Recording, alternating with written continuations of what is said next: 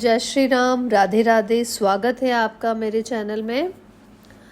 तो हमने कल 54वां सर्ग पूरा किया था। आज हम 55वां सर्ग प्रारंभ करने जा रहे हैं। तो आप श्रवण कीजिए आज का सर्ग। इस सर्ग में हम ये सुनेंगे कि अपने 100 पुत्रों और सारी सेना के नष्ट हो जाने पर विश्वामित्र का तपस्या करके महादेव जी से दिव्य अस्त्र पाना तथा उनके वशिष्ठ के आश्रम पर प्रयोग करना एवं वशिष्ठ जी का ब्रह्मदंड लेकर उनके सामने खड़े होना, इसका आज हम वर्णन इस सर्ग में सुनेंगे। तो सुनिए आगे का सर्ग। विश्वामित्र के अस्त्रों से घायल होकर उन्हें व्याकुल हुआ देख वशिष्ठ जी ने फिर आज्ञा दी, कामधेनु, अब योग बल से दूसरे सैनिकों की सृष्टि करो। तब उस गो ने फिर हुंकार किया। उसके हुंकार से सूर्य के समान तेजस्वी काम्बोज उत्पन्न हुए। थन से शस्त्रधारी बर्बर प्रकट हुए। योनि देश से यवन और शिक्र देश से शक उत्पन्न हुए। रोमकूपों से मल्लेच्छ, हारित और किरात प्रकट हुए।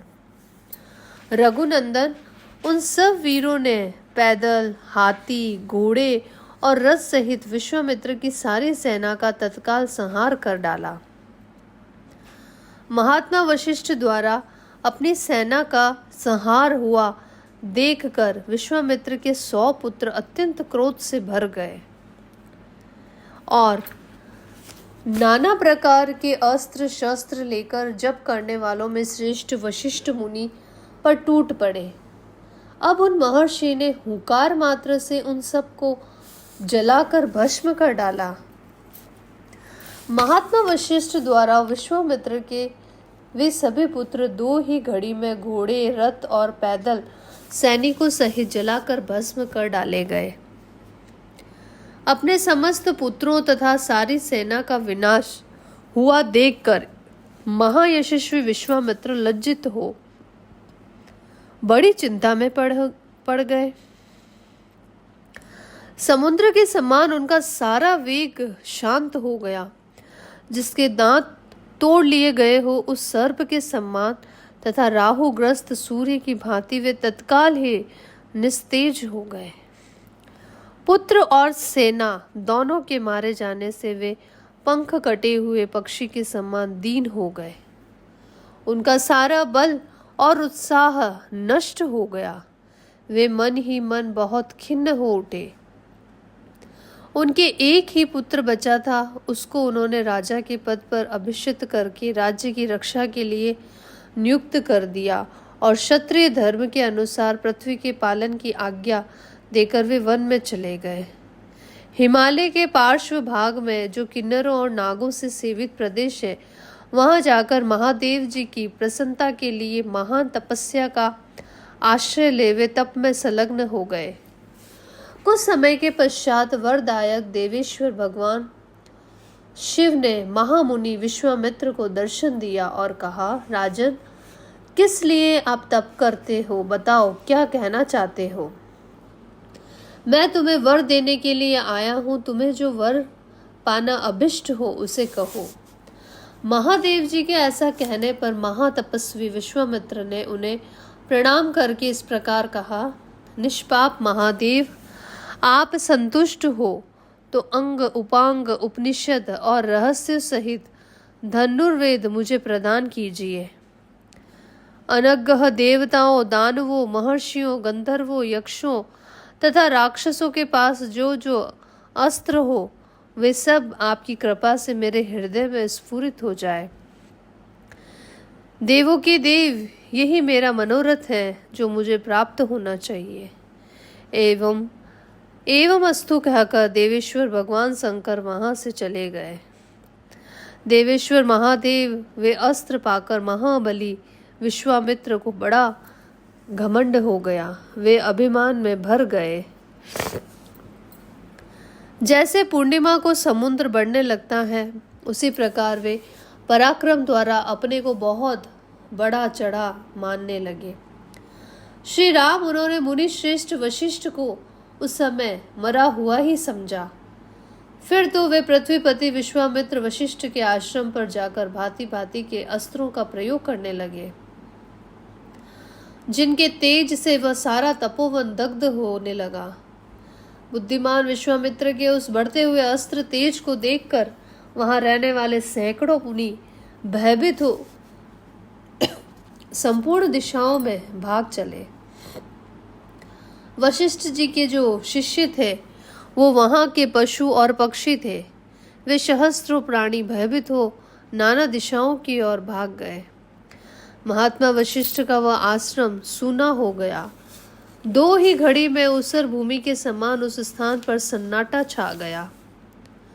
वशिष्ठ जी बार बार कहने लगे, डरो मत, मैं अभी इस गादी पुत्र को नष्ट किए देता हूँ, ठीक उसी तरह जैसे सूर्य कुहासा को मिटा देता है। जपने वालों में श्रेष्ठ महातेजस्वी वशिष्ठ ऐसा कहकर उस समय विश्वामित्र जी से रोष पूर्वक बोले, अरे तूने चिरकाल से पाले पोसे तथा हरे भरे किए हुए इस आश्रम को नष्ट कर दिया, उजाड़ डाला। इसलिए तू दुराचारी है और विवेक शून्य है, और इस पाप के कारण तू कुशल से नहीं रह सकता। ऐसा कहकर वे अत्यंत क्रुद्ध हो धूम रहित काला अग्नि के समान उद्दीप्त हो उठे और दूसरे यमदंड के समान भयंकर डंडा हाथ में उठाकर तुरंत उनका सामना करने के लिए तैयार हो गए। आगे का सर्ग सुनिए। वशिष्ठ जी के ऐसा कहने पर महाबली विश्वामित्र आग्नेय अस्त्र लेकर बोले, अरे खड़ा रह, खड़ा रह। उस समय द्वितीय काल दंड के समान ब्रह्मदंड को उठाकर भगवान वशिष्ठ ने क्रोध पूर्वक इस प्रकार कहा, क्षत्रियाधम, ले यह मैं खड़ा हूं तेरे पास, जो बल है उसे दिखा। गादी पुत्र, आज तेरे अस्त्र शस्त्रों के ज्ञान का घमंड मैं अभी धूल में मिला दूंगा। क्षत्रिय कुल कलंक, कहाँ तेरा शास्त्र बल और कहाँ महान ब्रह्म बल। मेरे दिव्य ब्रह्म बल को देख ले।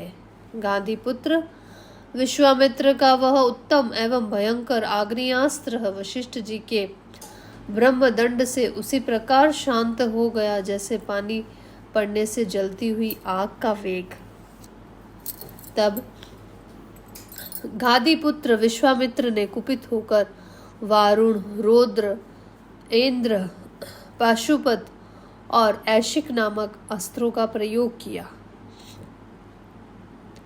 रघुनंदन उसके पश्चात क्रमशः मानव, मोहन, गांधर्व, स्वापन, जंभण, मादन, संतापन, विलापन, शोषण, विदारण, सूद्रज्य, वजास्त्र, ब्रह्मपाश, कालपाश, वारुणपाश, परम प्रिय पिनाक शास्त्र, सूखी गीली 2 प्रकार की अश्नि, दंडास्त्र, पेशाचास्त्र, कोंचास्त्र, धर्मचक्र, कालचक्र, विष्णु चक्र, व्याव्यह, मंथनास्त्र, हय शिरा, 2 प्रकार की शक्ति, कंकाल, मुशल, महान, वेदांत शास्त्र, दारुण, काल शास्त्र, भयंकर, त्रिशूलास्त्र, कपालास्त्र और कंकास्त्र, ये सभी अस्त्र उन्होंने वशिष्ठ जी के ऊपर चलाए।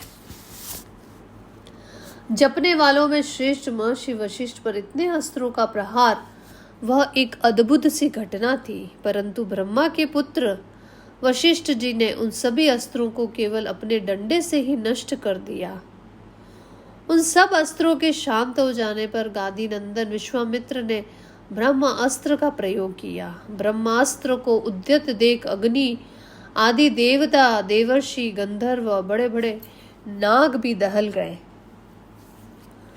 ब्रह्मास्त्र के ऊपर उड़ते ही तीनों लोकों के प्राणी थर्रा उठे। राघव, वशिष्ठ जी ने अपने ब्रह्म तेज के प्रभाव से उस महाभयंकर ब्रह्म अस्त्र को भी ब्रह्म दंड के द्वारा ही शांत कर दिया। उस ब्रह्मास्त्र को शांत करते समय महात्मा वशिष्ठ का वह रुद्र रूप तीनों लोकों को मोह में डालने वाला और अत्यंत भयंकर जान पड़ता था। महात्मा वशिष्ठ के समस्त रोमकूपों में किरणों की भांति धूम युक्त आग की लपटें निकलने लगी।